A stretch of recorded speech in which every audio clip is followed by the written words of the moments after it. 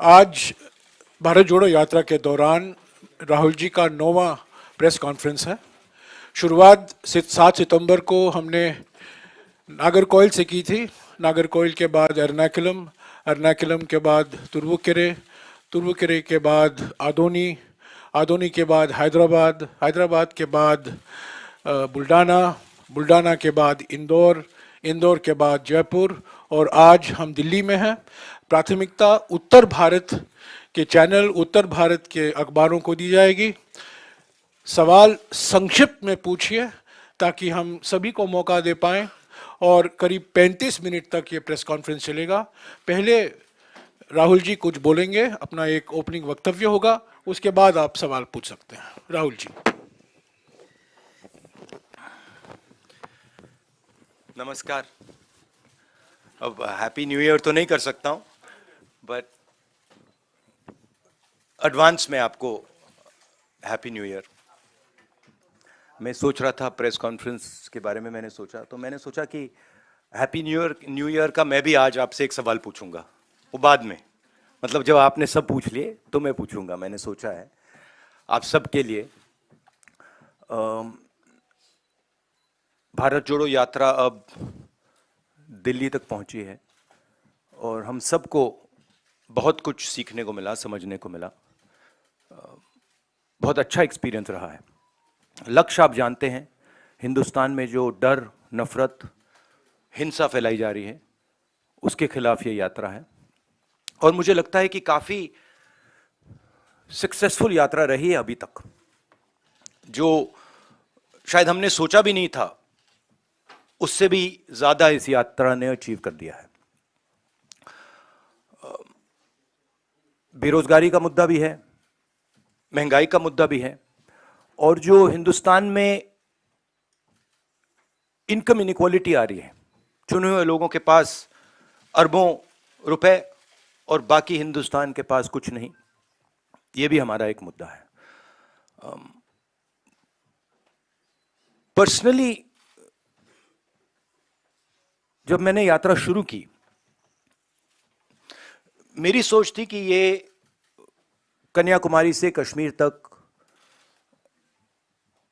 एक यात्रा है और मैंने अपने साथ में कुछ ले नहीं गया। मैंने कहा देखो, मैं जाऊंगा और मैं एक्सपीरियंस करूंगा, मैं कोई मतलब प्री कंसीव्ड नोशन नहीं ले जाऊंगा। तो शुरुआत ये थी कि शुरुआत में लगा कि भाई देखो हम पैदल चल रहे हैं, मगर फिर आस्ते आस्ते पता लगने लगा कि एक्चुअली ये जो यात्रा है, जिसको मैंने नदी भी कहा है, ये एक जीवित चीज है, इसकी एक आवाज है, इसकी भावनाएं हैं, फीलिंग्स हैं और ये एक प्रकार से हिंदुस्तान की भावनाएं हैं, फीलिंग्स हैं। तो ये यात्रा हमें ये चीजें बता रही है। तो मुझे एज ए इंडिविजुअल काफी सीखने को मिला और मैं सबको धन्यवाद करना चाहता हूं जो भी हमारे साथ आए। आप लोग में से बहुत लोग आए और खासतौर से जो हमारे ऊपर आक्रमण करते हैं, मेरे जो आरएसएस के, बीजेपी के मित्र हैं, उनको भी मैं धन्यवाद करना चाहता हूं, क्योंकि एक्चुअली हो क्या रहा है, जितना वो आक्रमण करते हैं उतनी हमको अपनी पोजीशन इंप्रूव करने का मौका मिलता है। तो मैं चाहता हूं, और मैं सीरियसली बोल रहा हूं, मैं चाहता हूं कि वो थोड़ा और जोरों से करें और अग्रेसिवली करें, तो कांग्रेस पार्टी को और हमें मतलब अपनी जो आइडियोलॉजी है वो अच्छी तरह और अच्छी तरह समझ आए। एक प्रकार से मैं उनको अपना गुरु मानता हूं कि वो मुझे रास्ता दिखा रहे हैं कि क्या नहीं करना चाहिए, रिएक्ट कैसे करना चाहिए, और अच्छी ट्रेनिंग दे रहे हैं मुझे, तो उनका भी मैं धन्यवाद करना चाहता हूं। Thank you. Thank you. Jagran से संजय मिश्रा। राहुल जी, आपने ये यात्रा अभी तक जो अचीव की बहुत सफल रही। विपक्षी एकता जो इस समय दिखाई दे रही है, उस लिहाज से यात्रा को बहुत सफल शायद नहीं माना जाएगा, क्योंकि कई लोग आने से हिचक रहे हैं। आप इस बारे में क्या कहेंगे? नहीं, देखिए, जैसे मैंने कहा, मेरे लिए जैसे कल मैं किसी से बात कर रहा था, उन्होंने मुझसे पूछा कि देखो यात्रा के बाद क्या होगा, हमें प्लानिंग करनी है कि यात्रा के बाद क्या करेंगे। काफी लोगों ने कहा है ईस्ट वेस्ट यात्रा, कोई और कुछ और कह रहे हैं, और मैंने उनको जवाब दिया, देखिए ये जो हमारी यात्रा है ये हमें कुछ बताने की कोशिश कर रही है, ये हमें कुछ बोल रही है, और अगर हम उसको सुने बिना कुछ और काम करना शुरू कर दें कि भैया देखो यात्रा के बाद क्या होगा, तो एक प्रकार से ये जो हिंदुस्तान की आवाज है उसका अपमान है। तो मैं वो नहीं करना चाहता हूं। रही बात विपक्ष की, मैं जानता हूं कि विपक्ष के नेता सारे के सारे हमारे साथ खड़े हैं, और वो मतलब वो क्लियरली हमें मालूम है। बट आज के हिंदुस्तान में कंपल्शंस भी होते हैं, पॉलिटिकल कंपल्शंस होते हैं, दूसरे कंपल्शंस होते हैं। तो मैं उस पर कमेंट नहीं करना चाहता हूं कि क्यों आ रहे हैं, क्यों नहीं आ रहा है, कौन आ रहा है, कौन नहीं आ रहा। बस मैं ये कहना चाहता हूं कि भारत जोड़ो यात्रा के दरवाजे जो भी भारत को जोड़ना चाहता है उसके लिए खुले हैं, किसी को हम रोकने वाले नहीं हैं। दूसरी बात, विचारधारा में सिमिलैरिटीज होती हैं। देखिए, नफरत और हिंसा और मोहब्बत में सिमिलैरिटी नहीं होती है, डायमेट्रिकली ऑपोजिट चीजें हैं। मगर बहुत सारे लोग हैं, और उसमें से अखिलेश जी हैं, मायावती जी हैं, बहुत सारे लोग हैं जो मोहब्बत का हिंदुस्तान चाहते हैं, मैं जानता हूं, नफरत का हिंदुस्तान नहीं चाहते हैं। तो रिश्ता तो है उनके साथ, आइडियोलॉजिकल रिश्ता, और भारत जोड़ने का और नफरत को मिटाने का रिश्ता है। आज तक से सुप्रिया।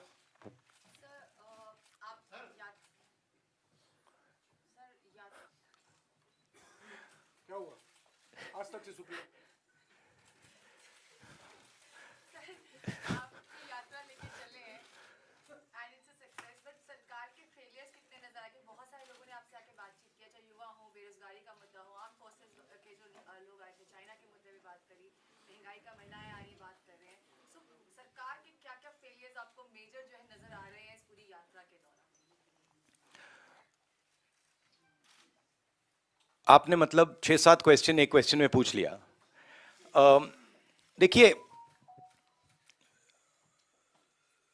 सबसे पहले मेरा लक्ष्य हिंदुस्तान को एक ऑल्टरनेटिव विजन देने का है, ऑल्टरनेटिव दृष्टिकोण देने का है, एक नया तरीका देने का है। सरकार की कमियां हैं, उसमें मैं आपको बता सकता हूं, बेरोजगारी, इकोनॉमिक मिसमैनेजमेंट, नोटबंदी, गलत जीएसटी, चाइना, ये कमियां हैं, गलतियां की हैं। मगर मेरी अप्रोच यात्रा के साथ यह है कि हम हिंदुस्तान को एक सोचने का, जीने का नया तरीका देने की कोशिश कर रहे हैं। तो अगर आप डिटेल्स चाहते हैं तो आप मुझसे पूछिए, चाइना के बारे में पूछिए, शायद आप वो ना पूछें, पता नहीं, बाकी चीजों के बारे में पूछ सकते हैं, बट ब्रॉडली ये है। पीटीआई भाषा से अनवरुल हक।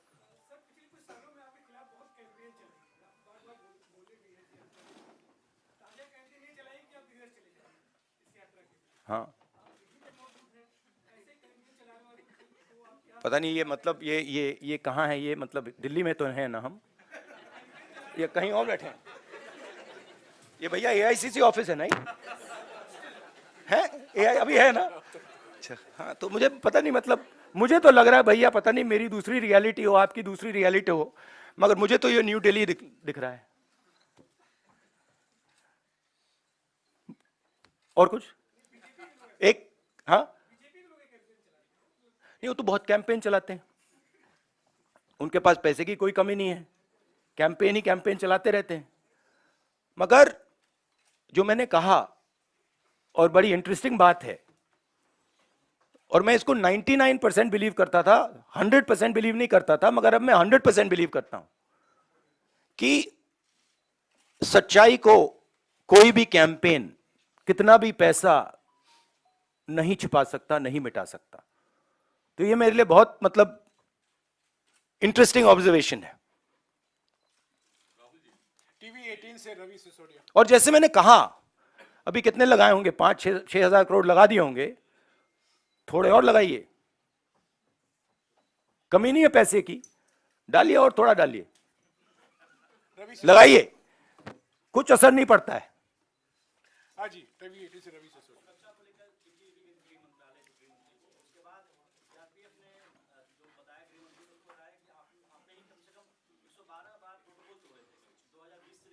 हाँ,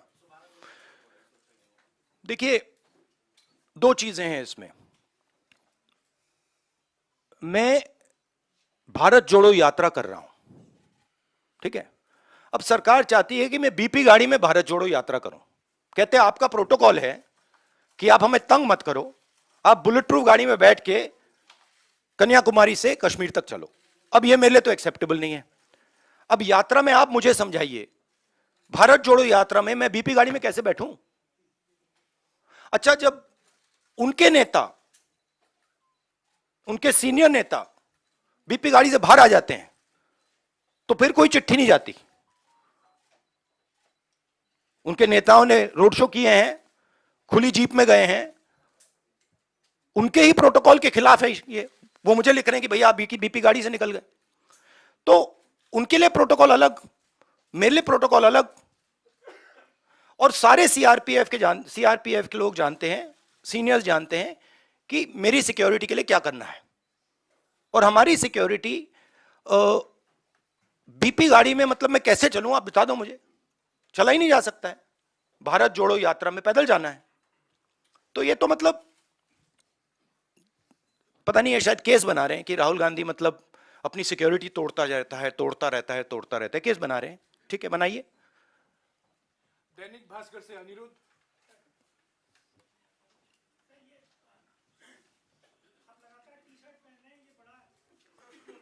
भाई मुझे बताओ एक बात, मुझे समझा, मुझे समझ नहीं आ रही बात, ये टी शर्ट से आपको इतनी डिस्टर्बेंस क्यों हो रही है?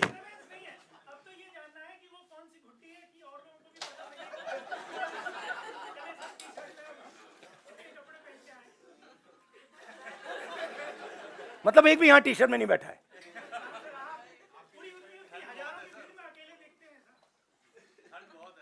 तो क्या आप चाहते हो मैं स्वेटर पहन लूं? मतलब इससे इतनी डिस्टर्बेंस क्यों नहीं है लोगों को? अच्छा, तो मैं ऐसे करूंगा, यात्रा के बाद मैं वीडियो बनाऊंगा कि टी शर्ट में कैसे चला जाता है और ठंड को कैसे कन्फ्रंट किया जाता है, बना दूंगा आपके लिए।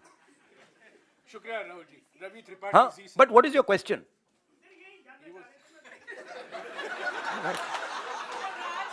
मैं क्या बताऊं भाई? राज क्या?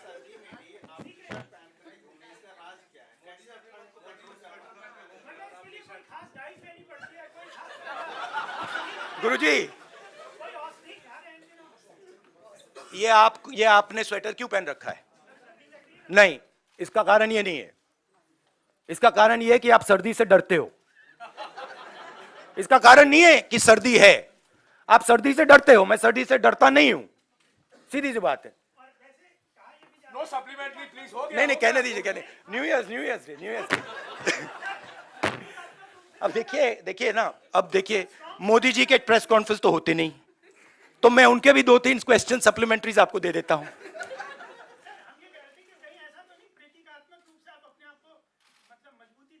नहीं, एक्चुअली मैं आपको सीरियसली बताऊं, मुझे ठंडी नहीं लग रही अभी तक। और मैं पता नहीं, मुझे लग नहीं रही है। मगर मैं सोच रहा हूं कि जैसे ही मुझे ठंड लगनी शुरू हो जाएगी, मैं मतलब स्वेटर पहनना शुरू कर दूंगा। बट अभी तक मुझे ठंड नहीं लग रही है। रवि त्रिपाठी जी से। राहुल जी, मेरा सवाल ओल्ड पेंशन स्कीम को लेकर है, क्योंकि 2-3 राज्यों में जहां आपकी सरकार है, आपने वायदा किया है और आपने जब उसको लागू करने की बात की है तो केंद्र सरकार से कन्फ्रंटेशन हो रहा है। केंद्र सरकार मना करेगी, एनपीएस में जो पैसा जमा है वो आपको वापस नहीं करेंगे। तो ओल्ड पेंशन स्कीम को लागू करना कितनी बड़ी चुनौती है और 2024 के लिए भी क्या है? नहीं, हमारा जो स्ट्रक्चर है, जो सिस्टम है, उसमें हमारे जो स्टेट्स हैं वो इंडिविजुअल डिसीजंस लेते हैं, हम उनको इंडिपेंडेंस देते हैं। तो अब तो मैं कांग्रेस प्रेसिडेंट भी नहीं हूं, तो ये सवाल आपको खारगे जी से पूछना होगा कि नेशनल लेवल पे कांग्रेस पार्टी की पेंशन स्कीम पे क्या स्ट्रेटजी है। मगर जनरली कांग्रेस पार्टी का स्ट्रक्चर है कि भाई अगर राजस्थान करना चाहता है और हरियाणा हिमाचल करना चाहता है तो उनको करने दो। हम वीटो पावर मेंटेन करते हैं कि अगर बिल्कुल कुछ गलत कर रहे हैं तो फिर हम उसको चेक करते हैं, बट नॉर्मली हम इंडिपेंडेंटली करने देते हैं। केंद्र सरकार को को लेकर केंद्र सरकार पैसा देने से मना कर रही है। भैया वो तो आप मोदी जी से पूछिए ना, उनके भी सवाल मुझे। ओके, ट्रिब्यून से Aditya Tandon. Mr. Gandhi, I want to ask, how do you view the 2024 general elections in the light of the fact that you've lost the two previous general elections, and to implement any governance approach that you are articulating through the Bharat Jodo Yatra, you do need electoral power. What is your take on the elections and how important is that milestone? I think if the opposition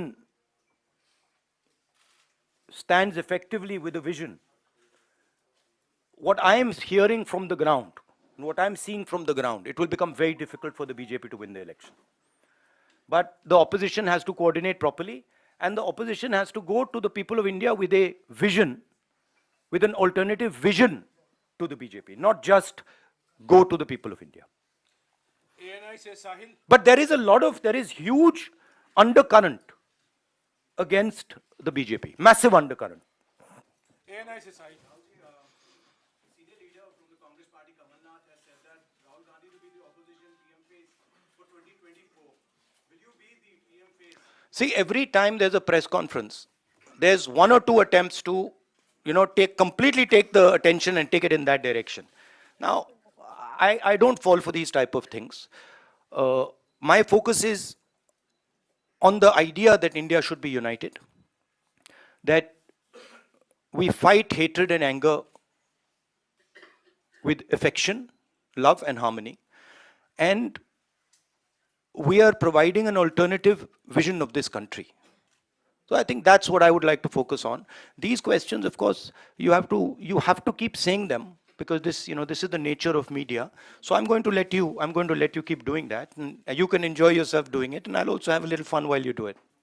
Navbharat times से Rajesh Mittal. Navbharat times से Rajesh Mittal. Namaskar. यात्रा ने आपको देश के बारे में समझ जो है वो बढ़ाई है। इस समझ के आधार पर अगर आप आज देश के प्रधानमंत्री बन जाएं तो 5 बातें आप क्या करेंगे सबसे पहले? नहीं, सबसे पहले ये हाइपोथेटिकल क्वेश्चन है, तो मैं इसका जवाब प्रधानमंत्री के बेसिस पे नहीं दूंगा, मगर मैं ये जरूर कह सकता हूं कि जो हमारा शिक्षा का सिस्टम है, मैं पहले सोचता था कि इसमें स्ट्रक्चरल प्रॉब्लम्स हैं, मगर ये अपना काम कर रहा है। आज मैं सोचता हूं कि ये अपना काम ही नहीं कर रहा है। जो हम अपने बच्चों को विजन दे रहे हैं, जो उनका इमेजिनेशन है, जो हमें देना चाहिए, हम दे नहीं रहे। तो अगर आप, सबसे शॉकिंग चीज मैं आपको बताता हूं, मैं कन्याकुमारी से अब दिल्ली तक आया हूं, कितने 108 दिन हो गए। 108 दिन में मैंने हजारों बच्चों से बात की है, और हर बच्चे से मैंने पूछा है तुम यूनिवर्सिटी के बाद, कॉलेज के बाद क्या करना चाहते हो।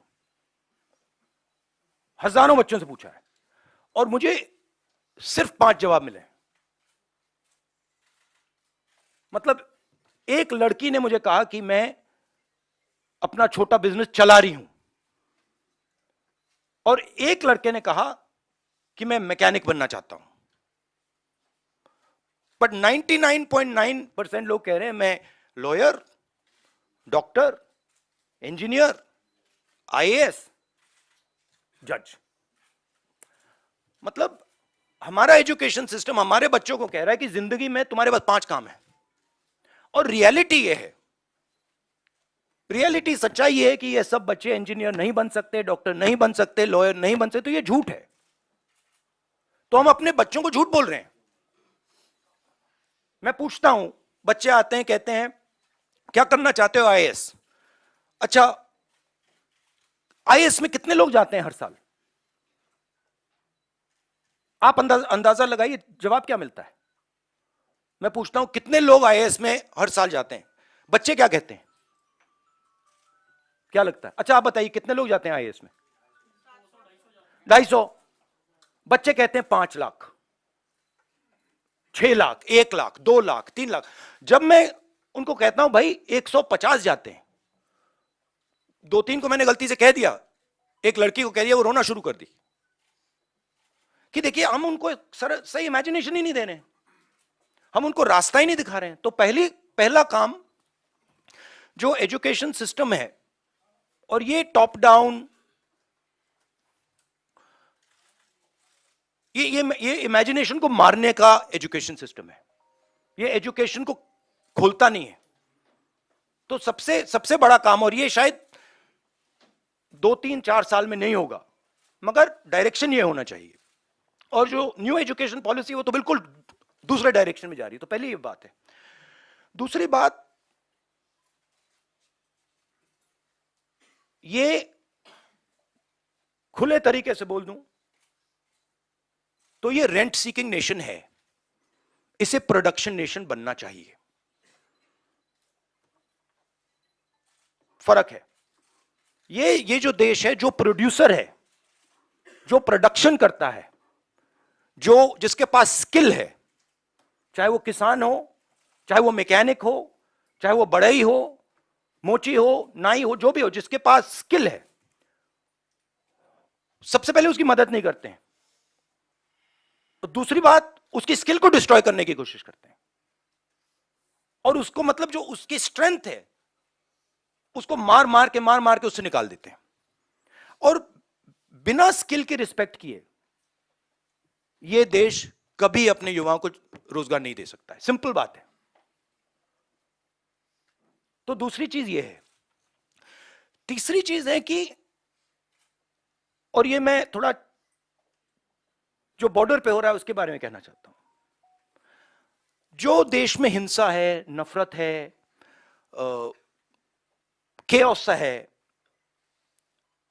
इसका असर, इसका इफेक्ट दूसरे देश देखते हैं और उसका फायदा उठाते हैं। हमारी जो कंफ्यूज्ड फॉरेन पॉलिसी है, जो एक प्रकार से event based non strategic foreign policy है, उससे हिंदुस्तान को जबरदस्त नुकसान हो रहा है और बहुत भारी चोट लगेगी। और मैं इसको दोहराता जाता हूं मगर कोई सुनता नहीं है। जैसे मैं कोविड के समय दोहरा रहा था कि भाई प्रॉब्लम आ रही है, कोई सुनता नहीं है। तो ये भी बहुत जरूरी चीज है। बट मेन ये कुछ नहीं हो सकता अगर एक हिंदुस्तानी दूसरे हिंदुस्तानी से नफरत करता है, एक आदमी दूसरे को मारने की कोशिश कर रहा है, ये कुछ नहीं हो सकता। तो फाउंडेशन मोहब्बत, एकता, इज्जत, रिस्पेक्ट है। न्यूज 18 से अरुण कुमार सिंह।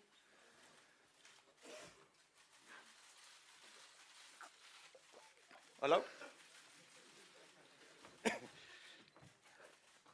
राहुल, जब आप यहाँ से गए थे ये करने के लिए भारत जोड़ो यात्रा, तो विपक्ष को छोड़ दीजिए, आप ही की पार्टी के नेता, आप ही की पार्टी के लोगों को भरोसा ये नहीं था कि आप ये यात्रा पूरी कर पाएंगे, और कई सवाल इनके ही मन में था। और अब जब यात्रा आपका सवाल पूछिए, उनके सवाल मत पूछिए। आपका सवाल, ये सवाल ही है। हाँ, आपका संक्षिप्त में इतना कितना कितना छोटा कर दो, सीधा पूछिए ना, सीधा सीधा ही पूछना है। तो उसमें क्या है कि अब जब आप यात्रा कर चुके, तो कई लोग ये कहते हैं कि वो राहुल नहीं है, ये बदलने वाले राहुल है, इतनी आसानी से इनको नहीं समझा सकते। आप कुछ चेंज आप अपने आप में ही देख रहे हैं, समझने में, लोगों से बातचीत करने के बाद, कि अब फैसले लेने या बात करने का अंदाज आपका एकदम अलग है, जुदा हो गया है, कुछ अंतर आया? देखिए, अंतर तो इस प्रेस कॉन्फ्रेंस के बाद भी आएगा। अंतर तो व्यक्ति में कंटिन्यूअस होता है, नॉन स्टॉप होता है, तो वो तो है।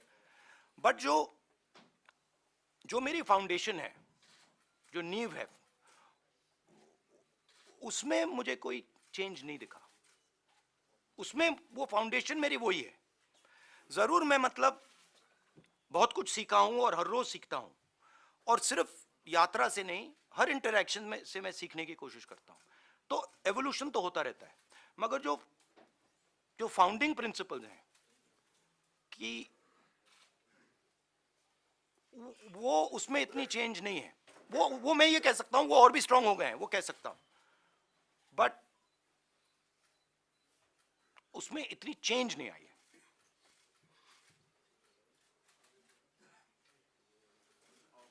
टेलीग्राफ से Sanjay Jha. It's quite hot in here. Yeah, it is.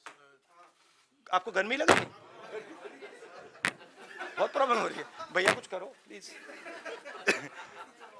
AC चलवाओ प्लीज। संजय, आप स्वेटर लिए कैसे बैठे हो इस कमरे में?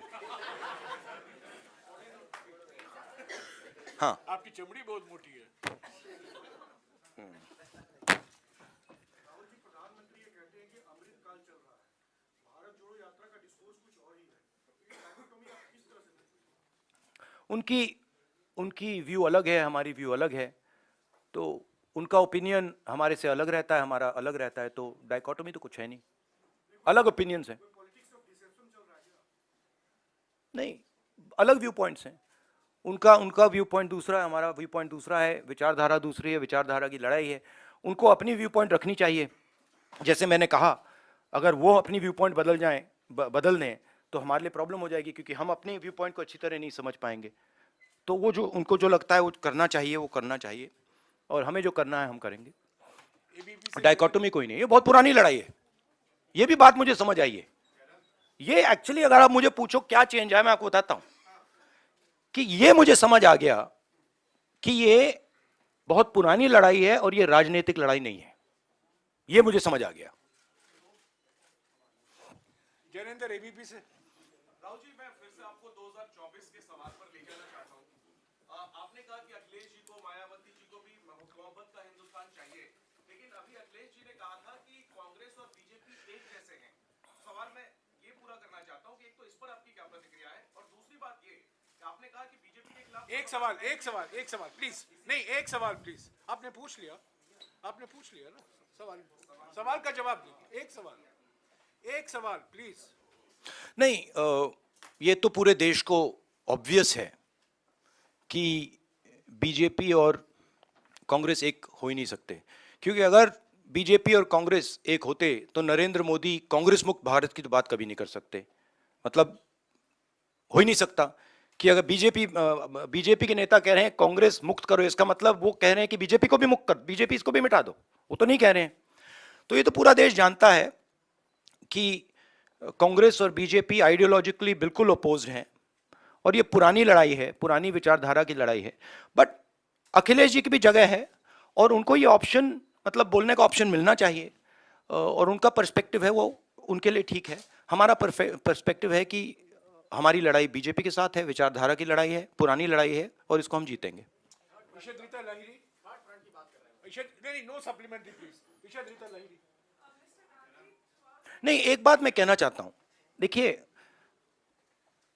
एक बात जरूरी है कि ये आइडिया अब ये टैक्टिकल पॉलिटिकल फाइट नहीं रही। मतलब कि उसमें एक ग्रुप वहां आ जाए और एक ग्रुप मिलके बीजेपी को हरा दे। अब वो गाड़ी गई। क्यों? क्योंकि हिंदुस्तान का जो पूरा इंफ्रास्ट्रक्चर है, इंस्टीट्यूशनल फ्रेमवर्क जो है, अब वो एक विचारधारा के हाथ में है। ठीक है? और अब वो हिंदुस्तान की पॉलिटिकल स्पेस को पूरी तरह से डोमिनेट कर रहे हैं। अब उनको हराने के लिए एक विचारधारा की जरूरत होगी। और मैं ऑपोजिशन की बहुत रिस्पेक्ट करता हूं, और ऑपोजिशन के लोग मुझे बहुत अच्छे लगते हैं, और मगर मैं ये कहना चाहता हूं कि अगर आप समाजवादी पार्टी को देखें तो उनके पास एक नेशनल विचारधारा नहीं है। वो यूपी में जरूर उनकी पोजीशनिंग है और उसको उन्हें डिफेंड करना है, शायद उसलिए ना आए, बट नेशनल विचारधारा नहीं है। समाजवादी पार्टी का आइडिया केरला में नहीं चलेगा, कर्नाटक में नहीं चलेगा, बिहार में नहीं चलेगा। ठीक है? तो एक सेंट्रल आइडियोलॉजिकल फ्रेमवर्क स्ट्रक्चर की जरूरत है, वो कांग्रेस पार्टी ही दे सकती है, और वो हमारा रोल है। मगर हमारा रोल ये भी है कि जो ऑपोजिशन के लोग हैं वो कंफर्टेबल फील करें और उनकी रिस्पेक्ट हो, म्यूचुअल रिस्पेक्ट। मतलब वो भी हमारी करें, हम भी उनके करें।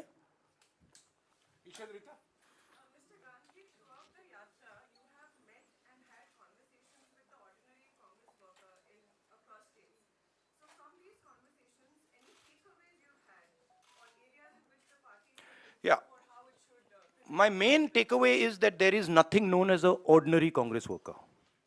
There really isn't. Uh, in fact, there's nothing known as an ordinary person. I don't like these like type of qualifiers. There's nothing known as an ordinary person. Everybody is unique. Every Congress worker is unique. Every person has a unique way of looking at the world, and it's important that they're treated like that. So, every single one of them, every conversation, I learn something from, you know. Times now से रंजीता. राहुल, मेरा सवाल इस पर है कि 2024 के चुनाव को लेकर अलग-अलग बातें कही जा रही है। आपकी यात्रा मध्य प्रदेश में भी गई, लेकिन मध्य प्रदेश के एक विधायक है लक्ष्मण सिंह, वो कह रहे हैं कि मध्य प्रदेश में जो यात्रा गई उसका फायदा आने वाले मध्य प्रदेश चुनाव में हमें नहीं होगा, क्योंकि जो इंटरनल ये बड़ी शर्त लगाइए, फायदा हो जाएगा आपका.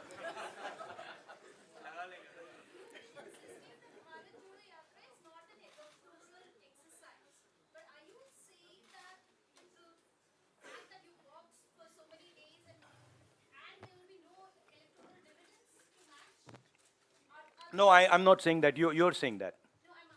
No, I'm not saying that at all.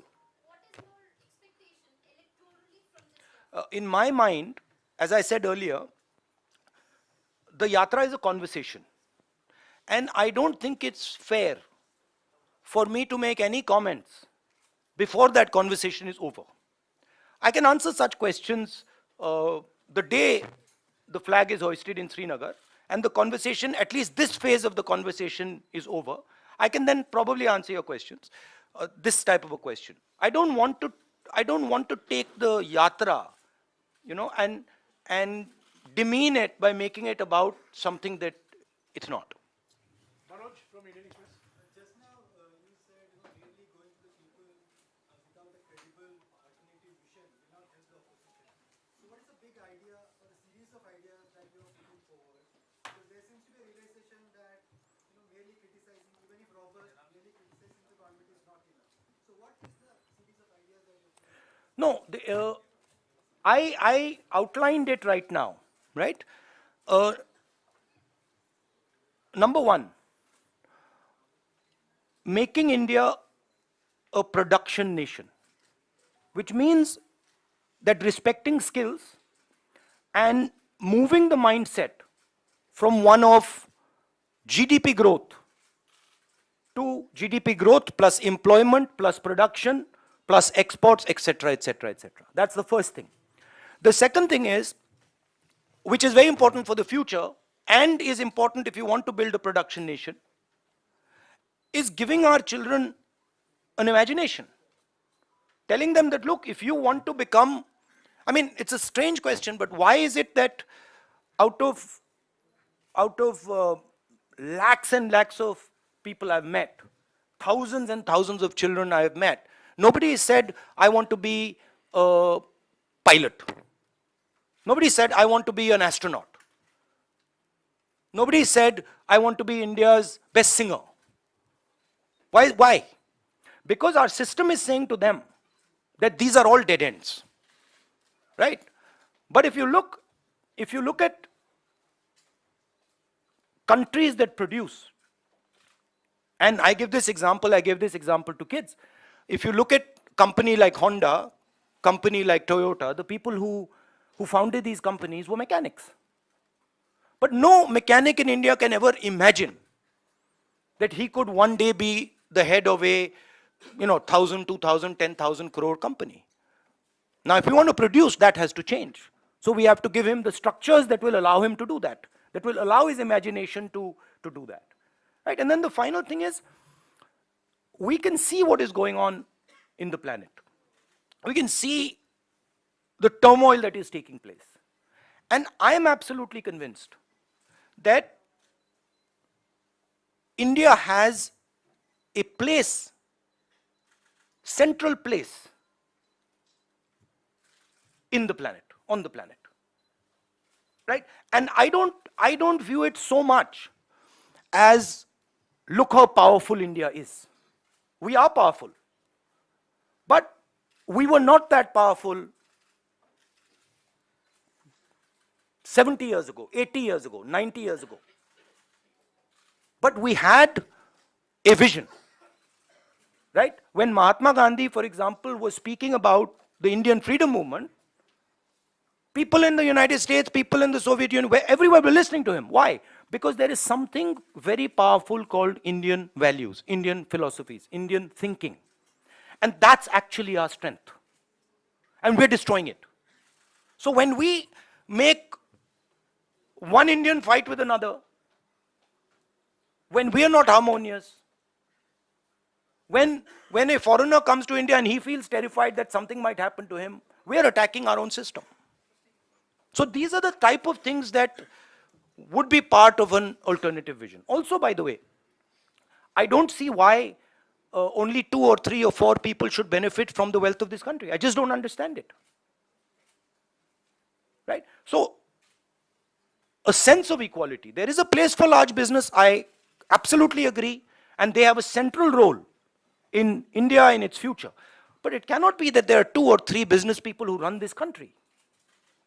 It can't, it just cannot be.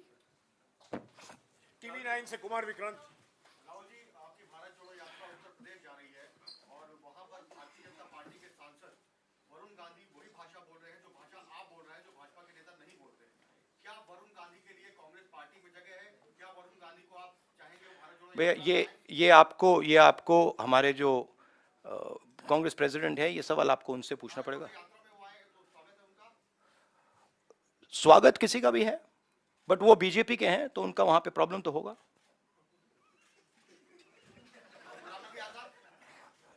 अब वो आप उनसे पूछिए, पहले पता नहीं, मुझे ही कंफ्यूजन हो गई है। पता नहीं अब क्या बोलूं। कांग्रेस के मतलब सीनियर नेता हैं, बट मुझे कंफ्यूज कर दिया कि मतलब कभी बाहर, कभी अंदर, कभी बाहर, कभी अंदर, कभी अंदर, कभी बाहर, पता नहीं मुझे।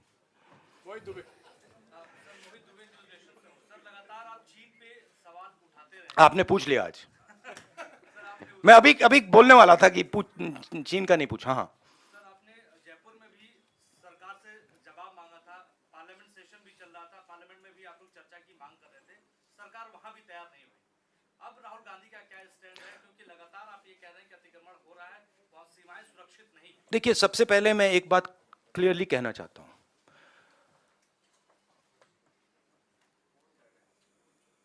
मैं शहीद परिवार का हूं। मेरे पिता शहीद हुए और मेरी दादी शहीद हुई। यहां पे कोई है जिसके फैमिली में कोई शहीद हुआ? कोई है यहां पे? आप हैं?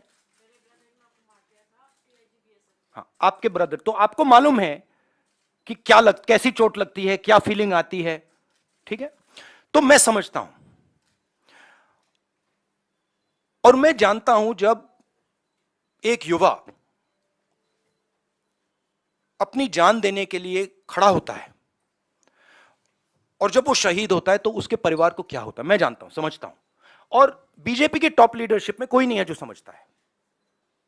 ये मतलब अच्छी बात, खराब बात नहीं है, बट रियलिटी है कि उनके परिवार में कोई उनके पिता या उनकी दादी शहीद नहीं हुए। तो मैं बहुत क्लियरली समझता हूं और मैं ये भी चाहता हूं, मेरी जनरल अप्रोच ये है कि मैं चाहता हूं हमारा एक भी सिपाही किसी भी फोर्स का ना शहीद हो। ये मेरी स्टार्टिंग पोजीशन है कि मतलब मैं ये नहीं चाहता हूं कि हम इस चीज को कैजुअली लें कि हम सेना को राजनीतिक फायदे के लिए यूज कर रहे हैं और उसका नुकसान हमारे जवानों को, उनके परिवारों को हो। तो ये मेरे लिए बिल्कुल मतलब सैक्रोसेंट है, मैं ये नहीं करना चाहता हूं। ठीक है, मगर और जो मैं समझता हूं जो बॉर्डर पे हमारे जवान आज खड़े हैं, आप मेरी टी शर्ट की बात कर रहे हो, मगर मैं जानता हूं वहां आज खड़े हैं सियाचिन में, उधर हिमालय पे। मैं जानता हूं कि उनको क्या डिफिकल्टीज सामना करनी पड़ती है और मैं उनसे प्यार करता हूं, हर सोल्जर से। और मैं चाहता हूं कि उनको कुछ ना लगे, चोट ना लगे।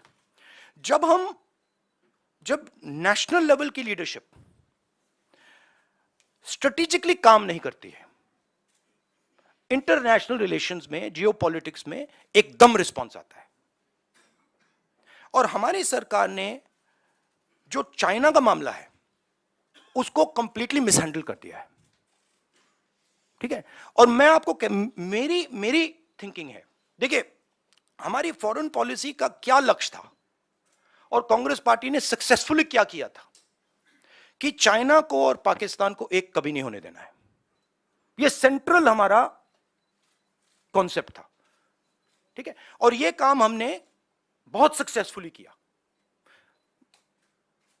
यूपीए 2 तक। आज पाकिस्तान और चाइना एक हो गए, और यह कोई मामूली बात नहीं है, यह बहुत गहरी बात है, यह डेंजरस बात है, ठीक है। और ये क्यों हुए हैं? क्योंकि हमारी सरकार ने मिसहैंडल किया है। हमारी सरकार ने फॉरेन पॉलिसी, आपको सेना, वायुसेना, नेवी, जो भी हमारे स्ट्रक्चर्स हैं उनकी बात सुननी है। वो क्या कह रहे हैं उनकी बात सुननी है, उसकी रिस्पेक्ट करनी है। इसका मतलब जो आप पॉलिटिकल यूज कर रहे हो उसको आपको बंद करना पड़ेगा एकदम, ठीक है। दूसरी बात, जो हमें प्रिकॉशंस लेने हैं, और वो मिलिट्री प्रिकॉशंस हैं मगर नॉन मिलिट्री प्रिकॉशंस हैं, वो आप शुरू कर दीजिए। तीसरी बात, जो बॉर्डर पे हो रहा है उसको आप छुपाइए मत, क्योंकि चाइना को मैसेज जा रहा है। देखिए चाइना 2000 स्क्वायर किलोमीटर हमारी जमीन ले गया है। चाइना को मैसेज, प्रधानमंत्री जी ने कहा कि कोई अंदर नहीं आया, मैं आपके घर के अंदर आ गया, ठीक है। और फिर मैंने आपसे कहा भैया मैं नहीं, आपने मुझसे कहा कि नहीं, तो आप तो आए नहीं, तो मैं कौन सा मैसेज ले जाऊंगा? तो ये मैसेज उनको जा रहा है।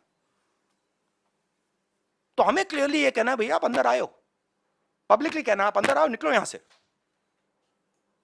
तो ये सरकार इस पे कंफ्यूजन में है, और मैं चाहता हूं कि ये कंफ्यूजन हटे। अब मेरे बारे में क्या करते हैं, जब मैं सरकार की बात करता हूं एकदम कहते हैं मैं आर्मी की बात कर रहा हूं। नहीं, मैं आर्मी की बात नहीं कर रहा हूं, मैं सरकार की बात कर रहा हूं। सरकार में और आर्मी में फर्क है। सरकार ने गलत निर्णय लिए हैं तो सरकार को आर्मी के पीछे, नेवी के पीछे, एयरफोर्स के पीछे नहीं छुपना चाहिए, ये कायरता है। और सरकार को ओन अप करना चाहिए कि हमने ये किया, ये गलती हुई, अब इसको हम ठीक कर रहे हैं और हम उनको मदद करेंगे। पूरा ऑपोजिशन, सिर्फ मैं नहीं, पूरा ऑपोजिशन सरकार को मदद करेगा। मगर बताइए तो क्या हुआ? शुक्रिया राहुल जी। आखिरी सवाल संजीव चोपड़ा। अरुणाचल में सेना पीटने वाले हो गया please.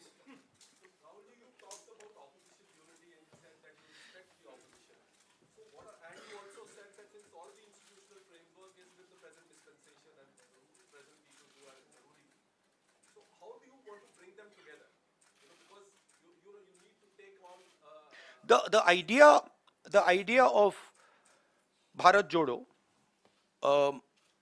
is a framework. It's a way of working. It's a way of thinking.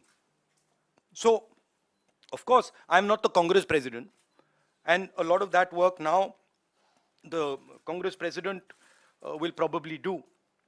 But it is about bringing people together and making them comfortable. Respect basically. शुक्रिया राहुल जी। भारत जोड़ो यात्रा फिर से No, 3 but I need to ask them the question. Please I need to ask the New Year question myself now, because my one question I get. So why am I not allowed to use a teleprompter? मैंने क्या गलती की है? मतलब आप प्रधानमंत्री को teleprompter use करने देते हो, आप दूसरों को भी टेलीप्रॉम्प्टर यूज करने देते हो, तो मुझे क्यों नहीं? नहीं, मगर ऑप्शन तो देना चाहिए। और एक और सवाल है राहुल। नहीं, मेरा दूसरा है। नहीं, आप बार-बार क्यों प्रेस कॉन्फ्रेंस? नहीं, मेरा दूसरा भी सवाल है, और भी अच्छा सवाल है। ये सवाल मैं मतलब बहुत इंटरेस्टिंग सवाल है।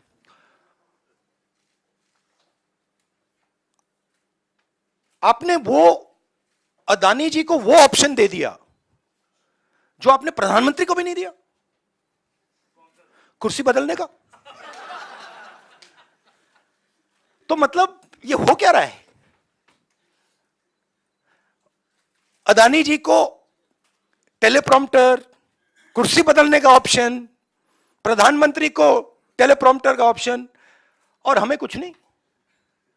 मतलब हमने क्या गलती कर दी? Thank you. Rahul ji happy new year. Rahul ji शुक्रिया।